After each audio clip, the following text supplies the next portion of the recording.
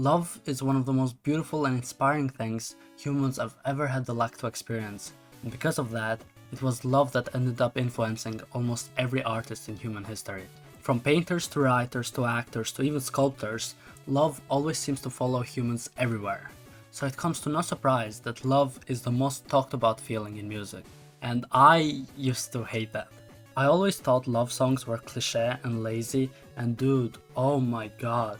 Can we talk about like the political and economical state of the world right now? But recently, I met someone pretty special, and that made me go back and listen to all the love songs I used to ignore in the past. While doing this, I noticed some interesting choices in my music taste. I noticed that The Cure makes the best love songs of all time. So today, I want to go through my favorite love songs from The Cure and what exactly makes them so special to me. Make sure to subscribe if you also love Robert Smith, and let's get into it. Let's start off with the boring technical stuff. The Cure is undoubtedly one of the most creative bands to come out of 80s Britain, and their sound is just so iconic. But I think what's more important than their iconic sound is the consistency they've had throughout the years, despite switching genres so often. It doesn't matter if they're rock, or indie, or pop, or goth, or post-punk, or whatever, The Cure will always deliver.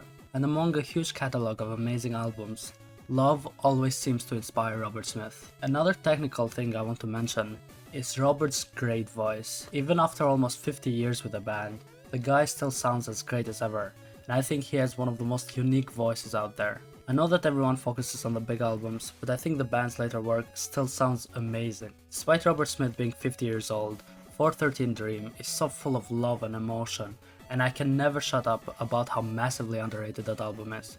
I'm gonna talk about some songs from that album in this video as well. So yeah, an iconic sound, consistency, and a great voice is undoubtedly what made The Cure The Cure. But I think there's another key factor to the band that people always forget to mention. And that factor is love. I know this might sound silly to some of you, but let me explain. Since the age of 14, Robert Smith has been in love with one and only one very special woman. That woman's name is Mary Poole. I'm not gonna get too deep into her personal life because, well, it's none of my business. But Mary and Robert met at school when they were both 14. They got along together because they were both fans of Alex Harvey. They started dating around that age and they've been together ever since. Can you imagine that? They've been together for 50 years. Mary used to be a nurse, but as Robert got more and more successful, she gave up her job so she could be with him. The two got married in 1988 and they lived happily ever after. Well, I'm guessing they were happy since they were together for 50 years, but I'm sure they've gone through their tough moments. Mary has been there for the highs and lows of Robert's career, and I think they're one of the most iconic couples in music history. In my Oasis video, I said that Definitely Maybe talks about being from the working class, but not caring about what other people think and reaching the top. And it works because that's exactly what the Gallagher brothers did. I think this logic applies even more in Robert's case, because his love songs sound so genuine and have so much emotion on them. And they work because his love for Mary is so pure. Even without knowing their backstory, I think it's pretty easy to tell from the songs that this man is genuinely in love. So yeah, I think Robert Smith is the SpongeBob of music. His songs are special because the secret ingredient is love. Now let's get into my favorite love songs from The Cure.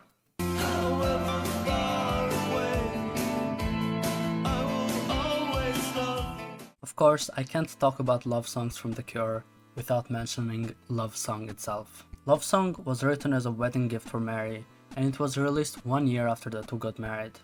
I don't think it's a crazy take to say that this is one of The Cure's best written songs, and it's really fitting that it's included in their masterpiece, Disintegration. The song is intentionally very direct and doesn't leave too much room for interpretation.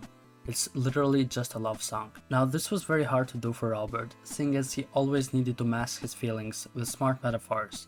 But Lovesong only has one thing to say, and that thing is love.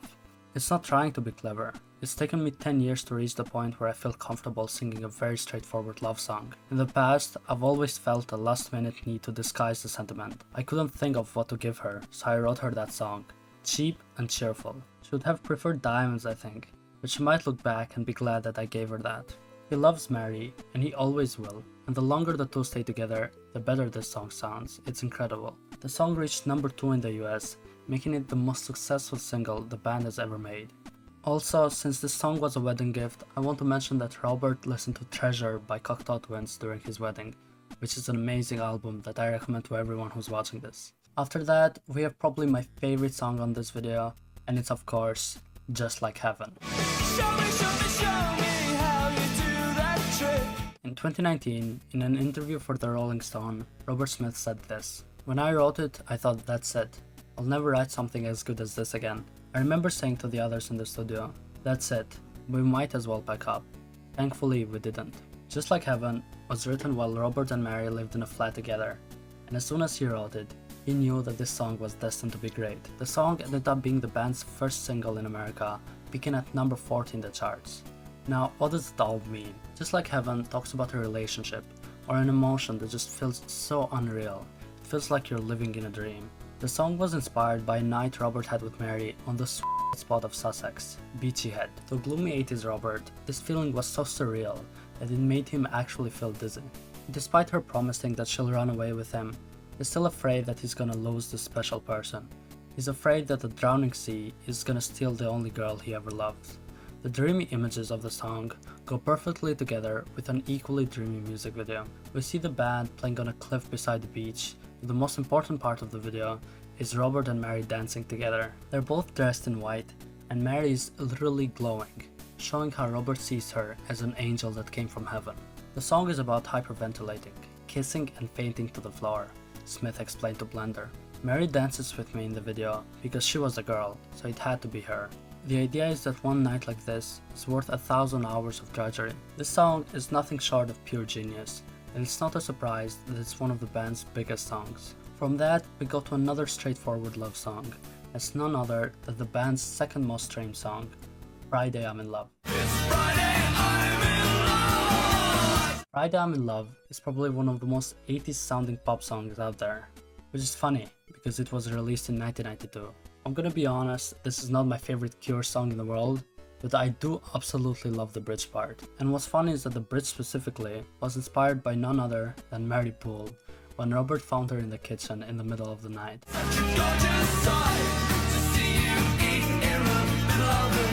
Robert said that he had a hard time writing genuinely dumb lyrics for this song, but musically I think it sounds very cheerful and lovely. Also, I had my first date on a Friday, so suck it losers. I don't have anything else to say about this song except that it sounds really nice, and I like the kissing sounds by the end of the song.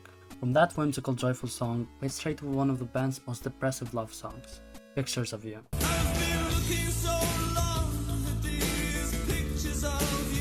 Robert has said that the song was inspired by an essay from Mary Poole, The Dark Power of Ritual Pictures, which led to him destroying a lot of important and personal pictures, something that he would immediately regret. Try to look up this essay and it doesn't exist, and Mary Poole is an acronym for his wife's name. So yeah, he just trolled everybody, and some people actually fell for it. What actually inspired the song was the time that Robert Smith almost fucking died. Once there was a fire in his house, and the first thing Robert did while this was going on was look at his wallet and find some pictures of Mary. He was deeply afraid of losing her, and that is what the song is about. The main difference the song has though, is that it talks about another way of losing a person, more emotional loss. The song talks about the person you love turning into someone you don't even recognize anymore, but you still desperately try to hang on to their love. It goes back a bit to a song like How Beautiful You Are, he explained. Sometimes you completely lose touch with what a person has turned into. You just want to hold into what they were. The cover of the single was one of the pictures on Robert's wallet during that house fire, and it shows none other than the love of his life, Mary Poole. Sidewaying from that, we have another very happy, cheery song, Mint Car.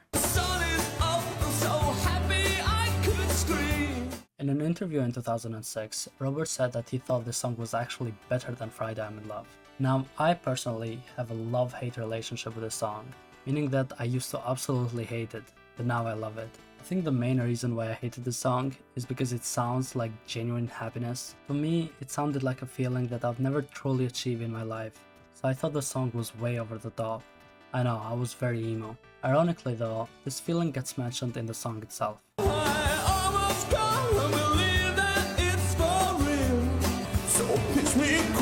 This happiness doesn't feel real to Robert, so he asks to be pinched so he wakes up from this dream. The thing that made me love this song though, was experiencing that very feeling. Meeting someone that makes you so happy that you can't believe that it's for real. Never in your life would you guess that it got this good. And that's exactly what Robert talks about in Mint Car. Maybe I'm looking too much into some dumb pop lyrics, but I love this song and it's very special to me. Going back to Just Like Heaven, I wanted to dive deeper into the album of this song, Kiss Me Kiss Me Kiss Me. Kiss Me Kiss Me Kiss Me is probably the band's poppiest album, and it includes a lot of upbeat, cheerful songs that were gonna become rarer on the band's later work. Of course, not every song on this album is happy, but most of the happy ones were indeed inspired by Mary Poole. Let's talk about some of these songs. I think I'm falling in love with you. Perfect Girl is a song that a lot of guys have probably heard before. Not from The Cure though, but from Marox. Despite that cover being amazing, I want to talk more about the original. The song starts off so happily, with Robert Smith going like,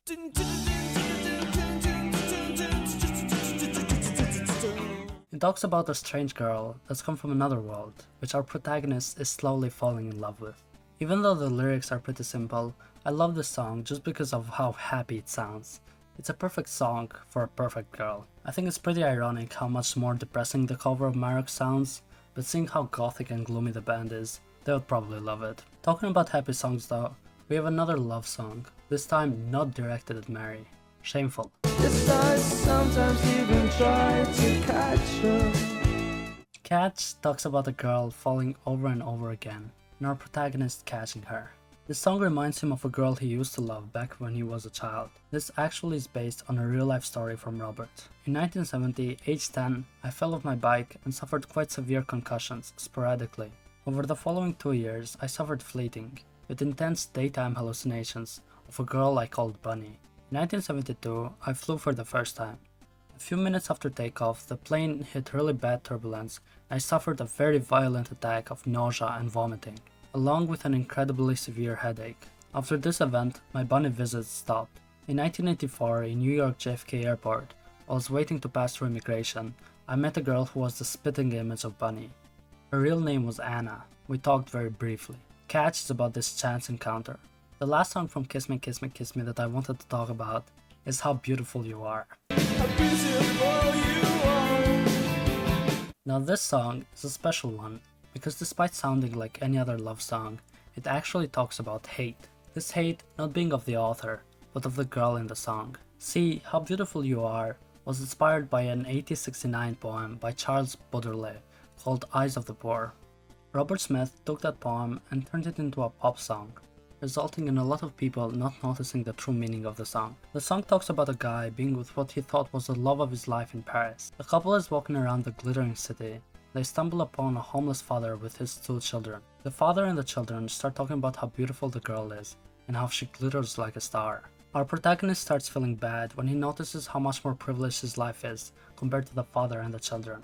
But right after this, the girl says, "I hate these people staring, make them go away from me." Now this is heartbreaking for 2 reasons. One, obviously the fact that the girl seems to have no empathy for people unluckier than her.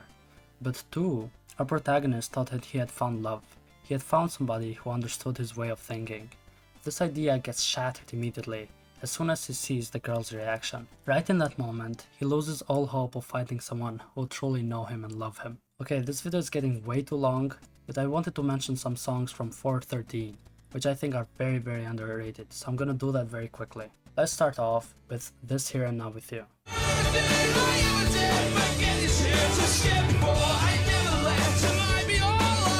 This song is genuinely one of my favorite songs of the band ever. It sounds so magical and beautiful, and Robert's voice is so full of emotion. On the surface, this song talks about living in the moment and being in love. But I think it goes deeper than just living one moment. For me, it talks about finding somebody so perfect that it makes you forget all the struggles you've had in the past in your life. From now on, you want to turn every day of your life into something as magical as this moment you're having with them. This Here and Now With You is how always should always be. I wish I could play this whole song to you guys because a small clip doesn't do it nearly enough justice, but check it out on Spotify because it's really good. Another song I like from this album is The Only One, which obviously talks about Mary again.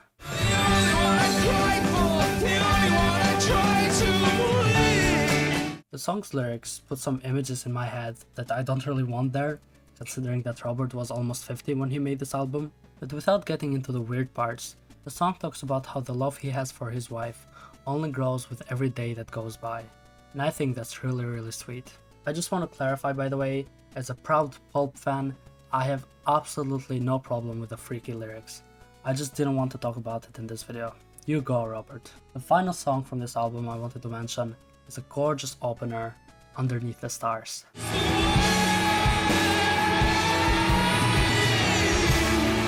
The song talks about a magical night with the love of your life. A night that it feels like it's just made for you two. This love is so powerful and beautiful that you just want to let go and be one with the night and the stars. What's also powerful and beautiful is the amazing instrumental of this song. This is another song that I recommend everyone to go and fully check out because it's just so dreamy and magical. I don't think my simple words can fully capture how beautiful this song is. I know I'm gonna get a lot of comments saying, oh, how did you not mention Close to Me or M or whatever song, which is completely fair. But I think I wanted to mention the songs that I personally connected more with.